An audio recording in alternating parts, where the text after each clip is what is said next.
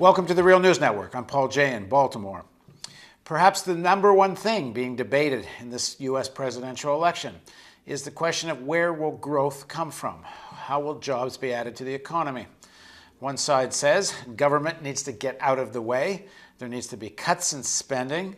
And implicit in that are policies that have to do with lower wages, not higher wages. Now, the other side of the argument does tend a little bit towards government stimulus. You hear that from the Democratic Party, but you still don't hear the word wages or what to do about real increase of demand. Neither party seems to be offering that up as a solution, but our following guest thinks that's in fact the only solution.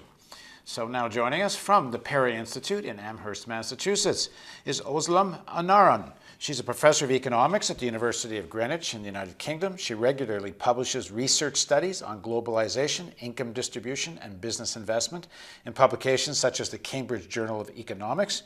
She recently co-authored a major study for the International Labor Organization on the relative importance of decent wages versus high profits as an engine of economic growth in several countries throughout the world. Thanks very much for joining us, Özlem. Thank you for having me. So what did your research find? I mean, for some people it sounds counterintuitive because they say that, well, lower wages makes American companies or European companies for that matter, or Canadian, more competitive in the global market. And so, you know, when push comes to shove, lower wages actually leads to growth because it leads to more exports. What's wrong with that? What you have just formulated is the mainstream neoclassical idea that basically assumes that wages are only a cost item for businesses. They ignore the crucial fact that wages actually have a dual role. They're not just costs, but they're also a very crucial source of demand. And that's the Keynesian contribution. And once you let this dual role, interesting things start happening. When you decrease wages, from a neoclassical perspective, stimulus to growth basically comes via the expected positive effects of higher profits on investment.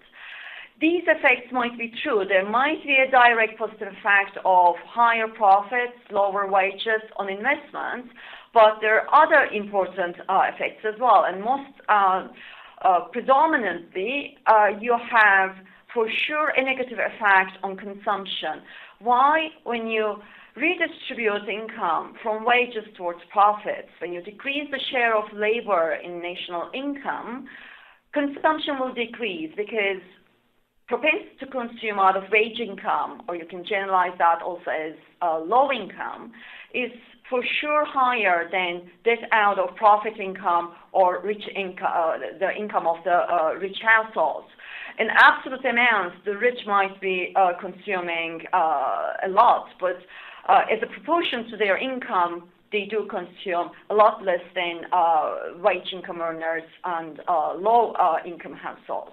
That means when you redistribute from labor to capital, when you cut wages, consumption will decrease.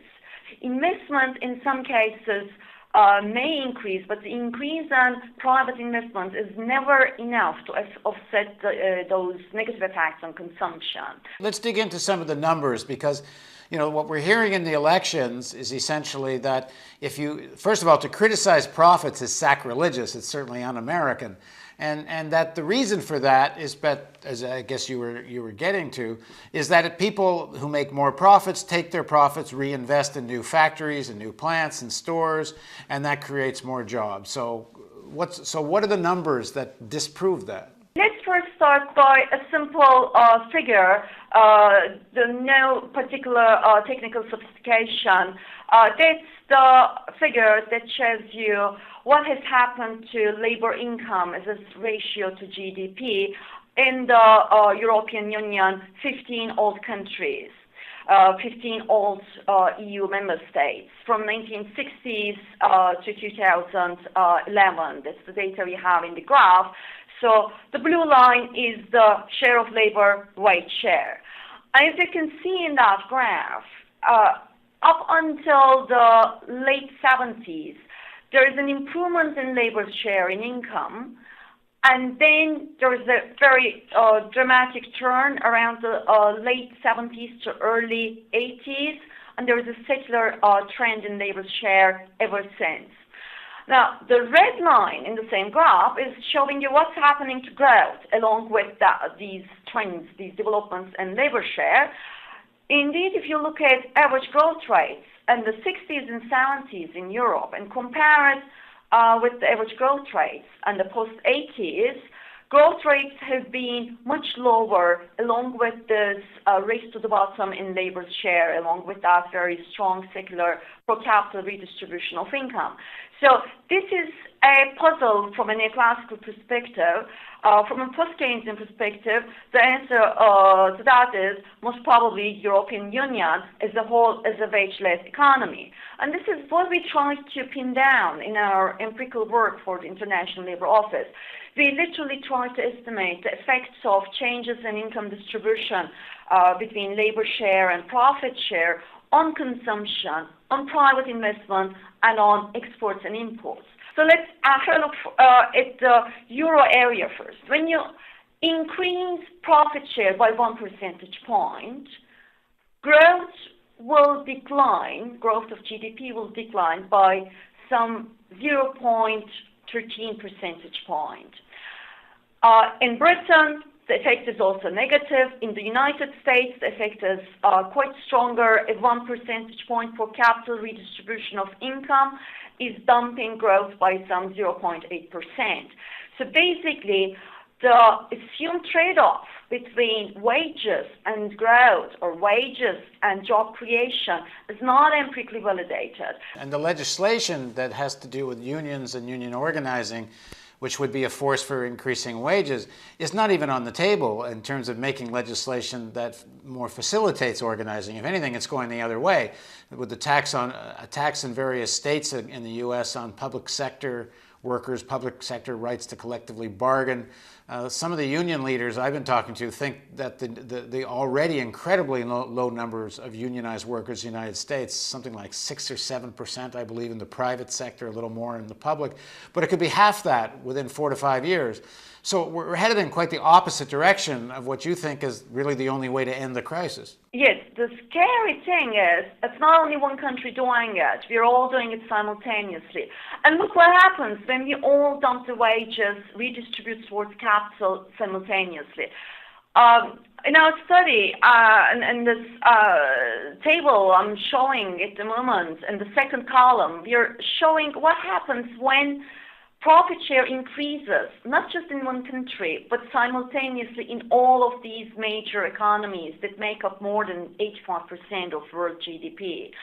Obviously, the detrimental effects on growth and thereby jobs are a lot stronger. For example, in the euro area, a simultaneous race to the bottom in the global economy will dampen growth by some 0.25 percentage point.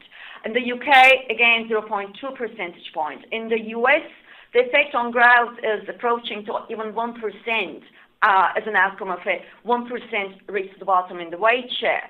And interestingly, Canada, for example, who could grow out of a pro-capital policy, because in isolation it looks like it's profit-led, will not be able to grow when the US, Mexico, Europe, Australia, all its trade partners are simultaneously bidding wages down as part of their international competitiveness strategy. Similarly, there are some other important major developing countries like Mexico, Argentina, India, who seem to be profit-led in isolation, who could grow out of pro-capital redistribution policies, will never be able to do so when all their trade partners, both in the North and the Global South, are implementing the same strategies. So basically, the punchline is the following. If we have a global race to the bottom in the wage share, decreasing the share of labor in income by 1 percentage point, global GDP decreases by 0.4%.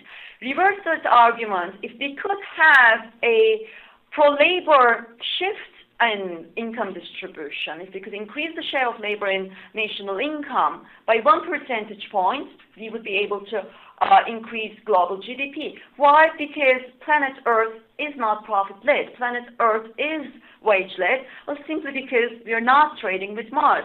Not just yet. I'm a fond of science fiction, but the truth of planet Earth is that we are in a wage-led context. Now, to formulate that positively, we could think of a scenario, a wage-led recovery scenario out of that crisis. For example, correcting the loss in labor's income share, reversing that back to its peak levels in the late 70s or early 80s in some major wage-led economies, and making corrections also in some other developing countries like China, to maybe a lesser extent at the beginning. We could grow by some 3% at the global level out of that strategy.